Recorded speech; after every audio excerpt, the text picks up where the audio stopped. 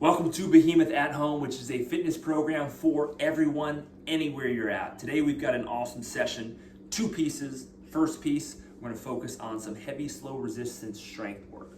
All that means is we are going to start building some happy and healthy joints today. We're going to follow it up with a nice conditioning piece where we're going to focus on building our tolerance to carbon dioxide. All that means is we're going to improve our ability to manage stress, whether it's inside the gym or away from the gym.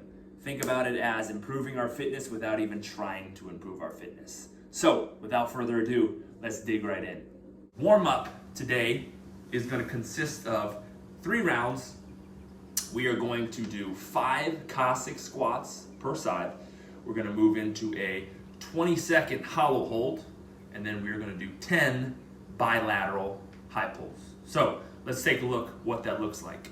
So for our Cossack squats, we're going to want to widen our feet out, probably 2.5 times your squat width. Toes are slightly pointed outwards. We've got strong arches in our feet, and this is pretty much just a lateral squat. Okay, we're going to send our hips back and down, reaching our arms out.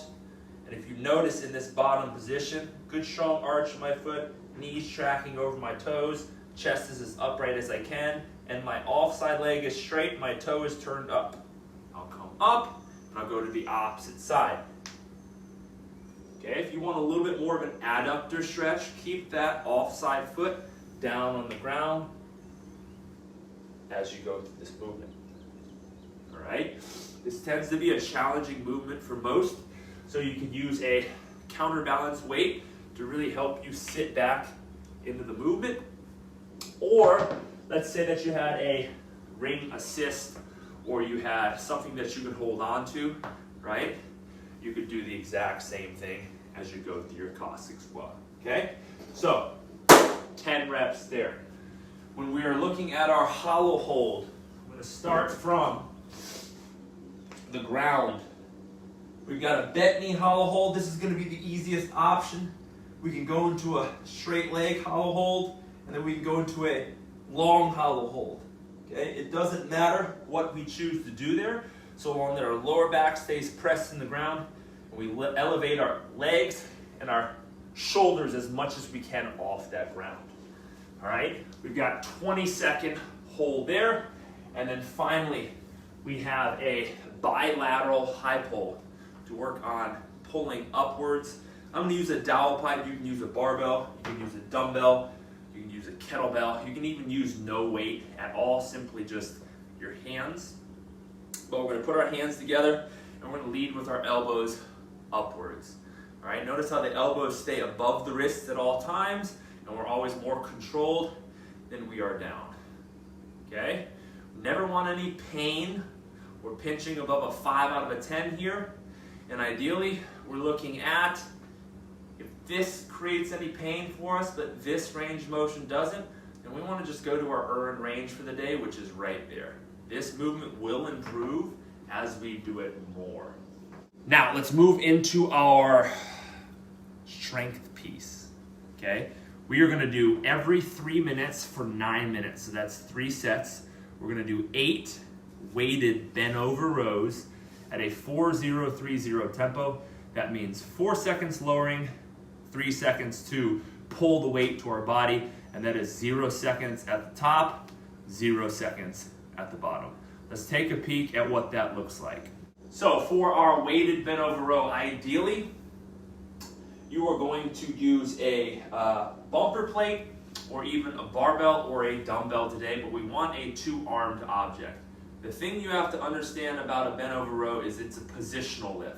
So we want to establish a position, and then we want to endure that position through our movement. And this is going to be a big challenging piece of this strength work that we're going to see. So I'm going to demonstrate with a plate to start with, but we'll stand with the plate, hands are on the outsides of the weight. We are going to hinge, push our butt back, keep our flat back position, and we're going to start here. If you notice, my glutes, my hamstrings, and my erectors are all on. All right, I don't want to be in this rounded back position. Great posture, chin stays down, eyes at the ground, and I'm going to pull up for 1, 2, 3, extend for 1, 2, 3, 4. Up, 1, 2, 3. Down, 1, 2, 3, 4. Okay? Notice as I move through those ranges, I do not lose position in my posture and in my spine. If I'm doing it with a dumbbell, dumbbell can be the same. 1, 2, 3, 1, 2, 3, 4. All right? If I'm using a barbell pronated grip today, stand all the way up, back into our hinge position. 1, 2, 3, 1, 2, 3, 4. All right, so same concept there, getting into a really good position, establishing a really good hinged position, all right, and then going through there. The same thing that we talked about with our high pull, go to your earned range. That means that if I can only hinge here with maintaining a strong position, but anything deeper I start losing my position, then we want to stay at what our earned range is for the day, which is right there. Okay? And think about driving your elbows back. Don't think about pulling the weight to the chest. Think about driving your elbows back. That's going to give us a really good middle upper back engagement, which is what we're looking for. And remember that tempo is the most important piece of today. We are building healthy and strong and happy joints. Okay, so let's start talking about moving into our final piece for the day, which is a little dry swimming work. We have some conditioning, 4 rounds, 2-minute AMRAP. We're going to start with 45 seconds of high knees in place, and then immediately after the 45-second mark, we are going to go into 3 breaths. Breath 1, breath 2, and then on the 3rd breath, on only the exhale, we're going to do as many lunges as we can. Once we feel like we have to breathe back in, we start that 3-breath process over. Breath 1, breath 2, breath 3. On the exhale, we are working. We're going to accumulate as many lunges as we can in that 2-minute time period. We're going to rest for 1 minute, and we're going to repeat for 4 total sets. And the goal here is to try to match or beat our previous set of lunges. Let's take a look at what that's going to look like. So when it comes to our high knees, right? We want to find a good position for our elbows, 90 degrees, and we're simply going to drive our knee up to about hip height as we pump our opposite arm forward. Okay? If you notice, I'm hinging at my shoulder. I'm not bicep curling my hand to my shoulder. I'm hinging at my shoulder. The faster I move my legs, the faster I'm going to have to move my arms.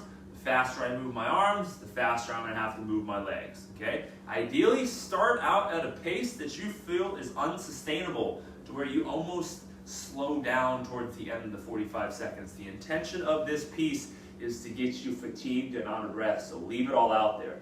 If that isn't a great option for you, just lower how high you're pulling your knees. Okay? That's going to be our high knees for the day. All right? Immediately when we finish, we take our 3 breaths. Breath 1, breath 2, breath 3, and then only on the exhale,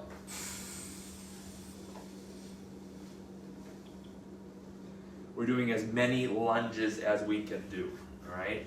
When we're looking at our lunges, knee kisses the ground, torso stays upright, standing tall. We also want to make sure that front heel stays underneath the knee on our lunge. We can use our hands to support if we feel like we need that. And then if walking lunges is too challenging, we can always do a stationary lunge. If walking unloaded lunges is too easy for you, grab a load. Hold the load however you want to, suitcase style, goblet squat style. It's up to you guys, okay? Up to you guys. But we are going to follow that process for 2 minutes, rest for 1 minute, and repeat for 4 total rounds. Remember, the benefit of this dry swimming is what we call it, is building our tolerance to CO2. When we feel like we have to breathe, it's not that we're losing oxygen, it's we're building this carbon dioxide. And what we're working on here is improving our fitness, improving our ability to tolerate stress, whether that's in a fitness session like this or it's in everyday life. So there is a Really, really big benefit for buying in and putting some energy, investment into this today. You guys make it a great one. You're in control.